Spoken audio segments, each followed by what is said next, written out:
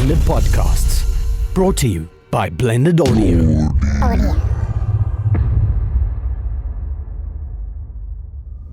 What does a healthy, balanced lifestyle consist of? How should you eat? What exercise should you be doing? How many hours of sleep do we really need? Does too much water flush away all your vitamins? Should it be high carb, low fat, or high fat, low carb? The more research you do, the more confusing it gets, because there is so much information out there, and there are so many conflicting opinions. So how are we supposed to know? Stick around to explore the different approaches to health with us, physically, mentally, and emotionally, and let's try to figure out together what the heck being healthy really means. I am your host, Hazel Priscilla, and this is your weekly dose of Feed Me Honesty. Hello everybody, and welcome to the very first episode of Feed Me Honesty. I thought, what better way to start this expedition than with the basics? And I got this idea from a good friend of mine, Janke, when I approached her with the idea of interviewing her for our show.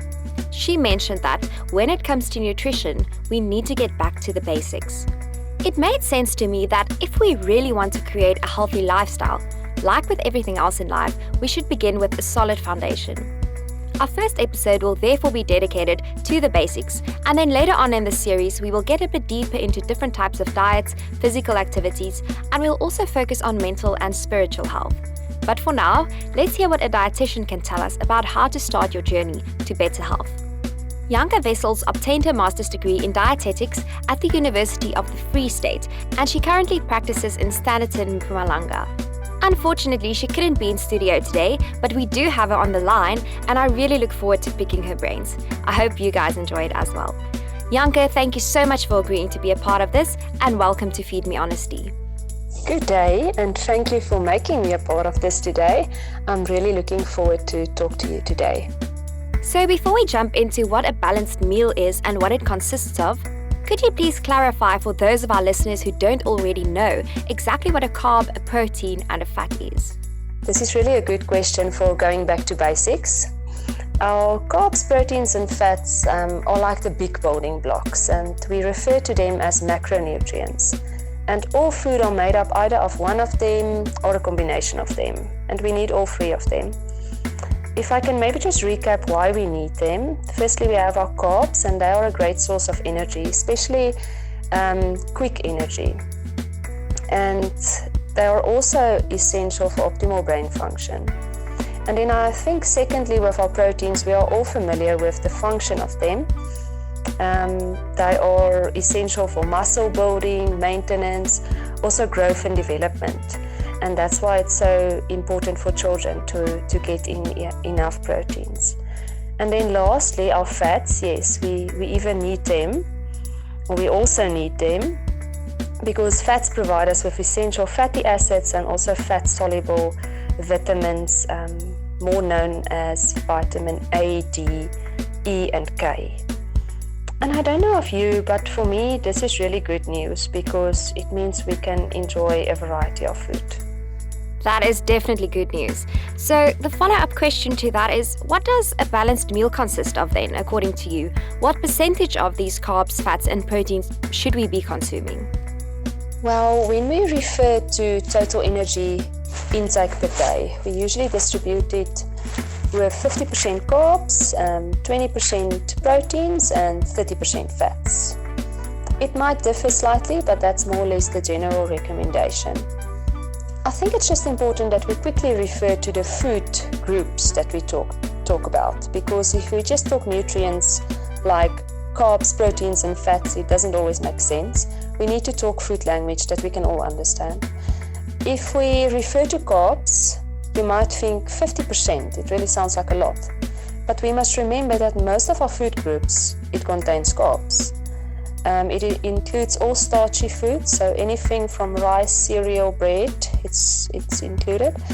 And then it also includes all fruit, all veggies, or most of our veggies, not all of them.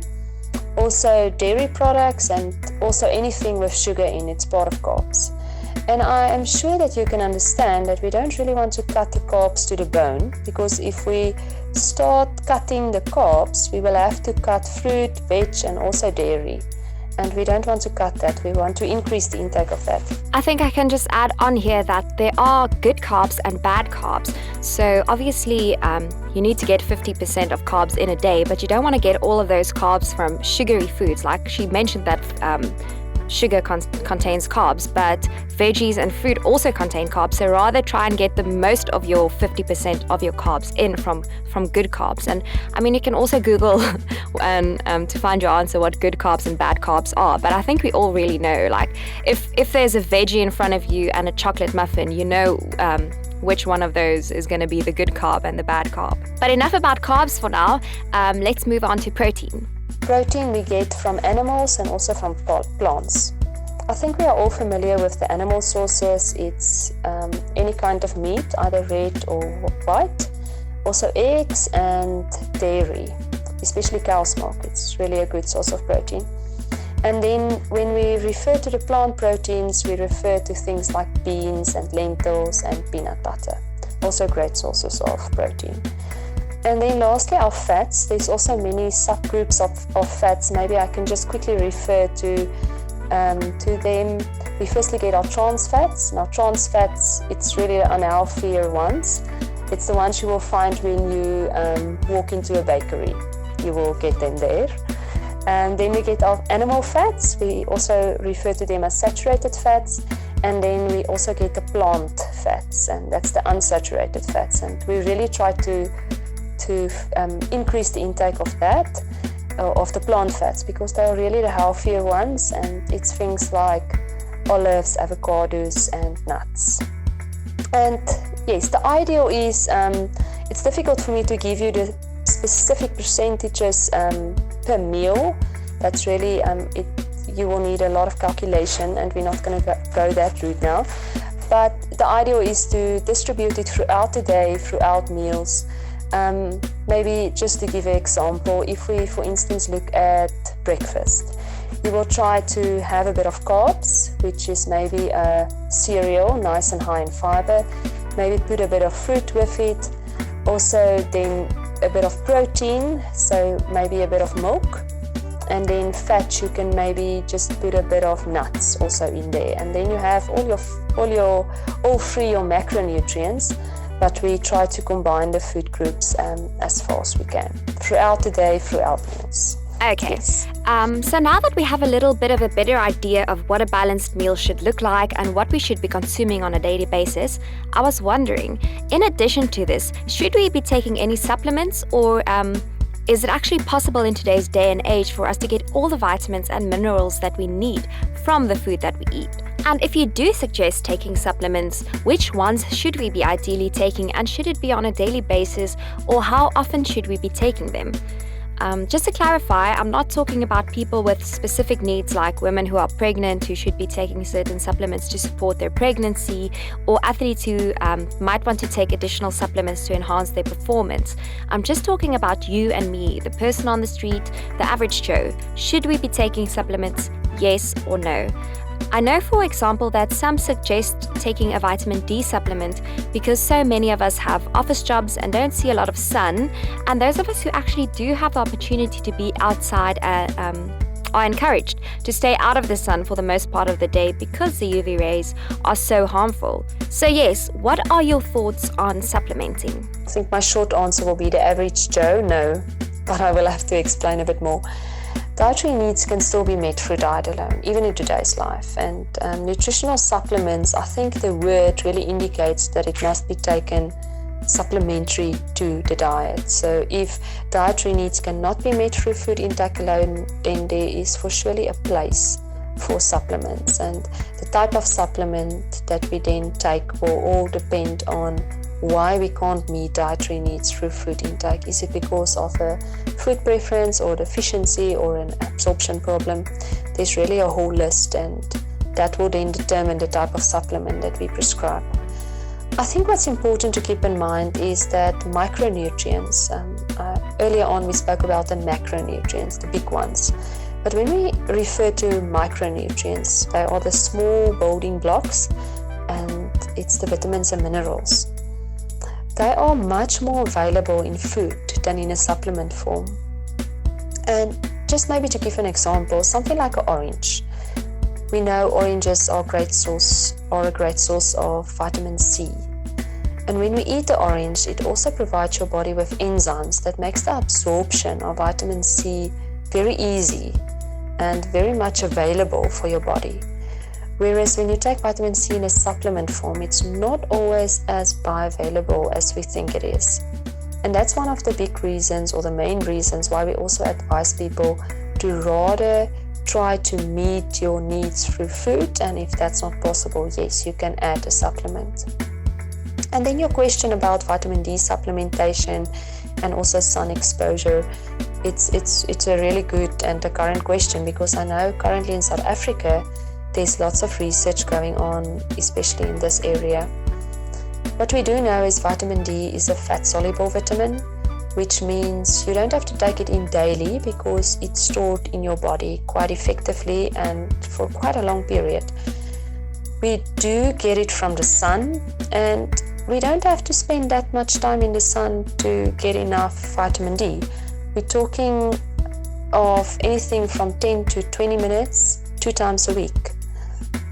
The time in the sun will all be dependent on your skin color. So people with a lighter skin, they don't have to spend that much time in the sun than people with a darker skin. And then the time frame, it's quite important. It must be when the UV rays are quite strong. So it's preferably from 10 a.m. to 3 p.m. and that's also usually the times that we are advised to stay out of the sun. But I mean, we're talking about 2 times a week, 10 to 20 minutes. And that exposure of the sun must be to the arms or the legs without sunscreen on. And I think in South Africa, just to make it practically, first of all, we do have a sunny country. I don't think it will be a problem to see the sun 2 times a week. And maybe you can just make a habit of enjoying your lunch outside in the sun 2 times a week if it's possible. And that will give you sufficient vitamin D synthesis. It's for surely challenging, or it becomes challenging in areas where people don't see the sun for very long periods of time. And then we also focus on food sources. Fatty fish, for instance, it's a very good source of vitamin D. Things like pilchards and sardines and tuna. And then also other food sources. It's not such great sources, but we also find a bit of vitamin D in there is beef liver, cheese and egg yolk. And yes, if that's not possible to get it through diet, then we can for surely consider a vitamin D supplement. So once again, I think just try it naturally. I mean, it's free from the sun. It's always nice to get a bit of sunlight exposure or sunshine. It makes us feel also better. And then maybe try through diet, and if that's not possible, yes, you can consider a supplement of vitamin D. I'm very curious about the next question. Whenever health is the topic of discussion, you always hear people say, drink enough water, drink enough water. So how much water should we actually be drinking per day? Is it 2 liters? I think that is what you hear the most often. And when it comes to weight loss, some argue that you should drink up to 3 liters of water, or even more. Then I've also heard that you should drink 30 milliliters of water per day per kilogram that you weigh. So you can do the math yourself. And my other question is it really doable to drink so much water every single day? I mean, this might be a little TMI, but drinking more water obviously means going to the bathroom more often. And if you're working or on the road, it's not exactly productive or even always possible to take a bathroom break every 30 minutes. How do you suggest going about staying hydrated? Does tea and coffee and juice, for example, also count as water intake? And what about eating foods like watermelon and cucumber that has a very high water percentage? Lastly, I even heard a rumor that drinking too much water is not good for you because it flushes away all your vitamins and minerals. Or is that, like they say in Afrikaans, just an overhou story? I know this is quite a mouthful, but can you please clarify this for us? I think this is for surely also the question that I get the most, is how much water must I drink? I like the calculation you mentioned briefly about the 30 mils per kilogram per day. What I like about it is it calculates it according to your body size, and that's for surely a very big factor to consider. along with other factors of, for instance, where do you stay? Do you stay in a very hot area? Even your working environment, how active are you during the day? All of that we must consider. And we also usually advise women about 2 liters a day and men about 3 liters per day, also depending on the body size. But that is total fluid needs per day, or total fluid intake, so it's not just water. And yes, it includes tea, coffee, milk, vegetable juice, even yogurt and smoothies, anything that's actually a fluid at room temperature, it's included. And also the fruit and veg with a high water content. But now it gets tricky to calculate it. I mean, who of us are going to calculate each day how much must I still take in for the rest of the day? So we must listen to our bodies. A good indication is you must not get thirsty. You must try to drink something before you start to feel thirsty. And keep hydrated throughout the day. If you know you're going to travel a long distance, or you're maybe going to sit in a meeting for a very long time, just make sure that you have some water also with you. But there's really no need to overdo it. Drinking too much water, before I get there, I think you mentioned something of weight loss. Yes. Weight loss and too much water intake, no, I don't see a link there. One thing I can maybe just mention there is we must just make sure that we don't mistake the feeling of I'm hungry for the feeling of I'm thirsty, or other way around. Because sometimes we are thirsty and we open the fridge and then we eat something. So we must just make sure that it actually comes down to make sure you keep hydrated throughout the day, but there's really no need to overdo it. Lastly, you question if there's anything as drinking too much water, and I for surely think yes or no, there is. We actually have a condition called overhydration, and this is actually when a person starts or when a person takes in too much water and actually starts to lose sodium. And you don't want a sodium imbalance in the body, it's really dangerous.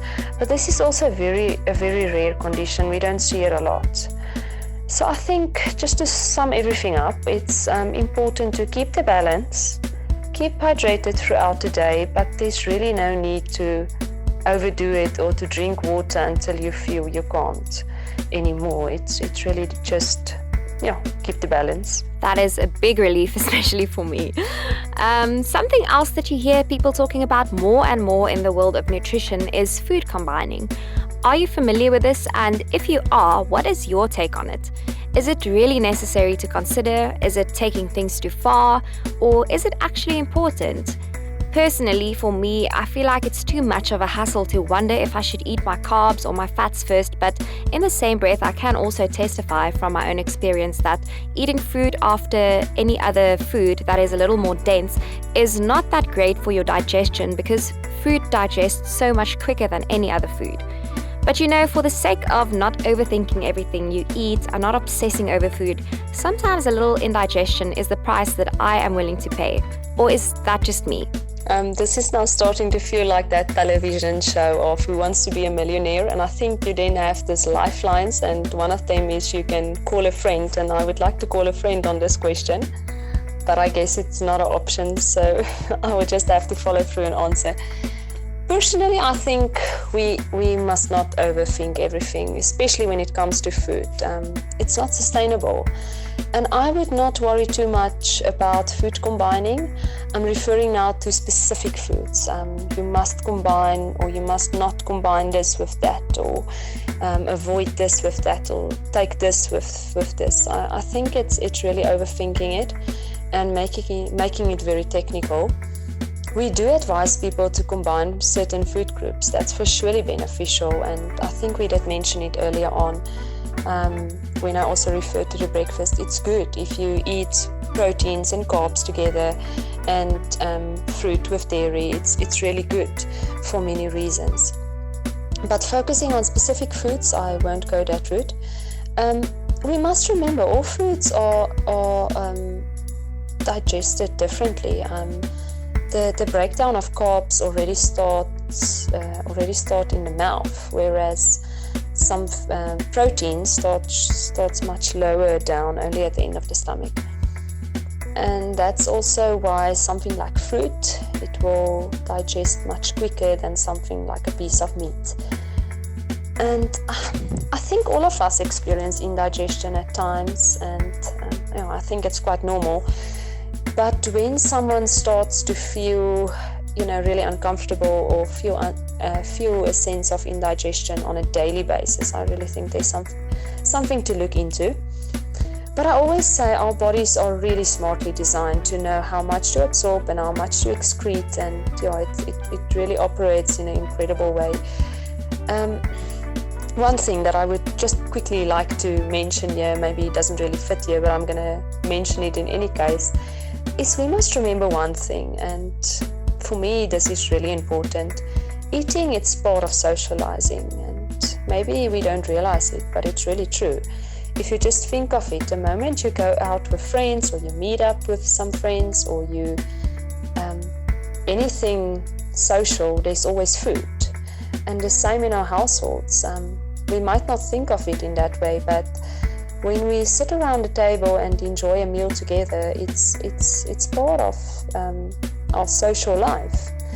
And I feel if we start making eating times a time of overthinking and calculations and really making it technical, we're taking the social aspect out of there, and it's really an important aspect.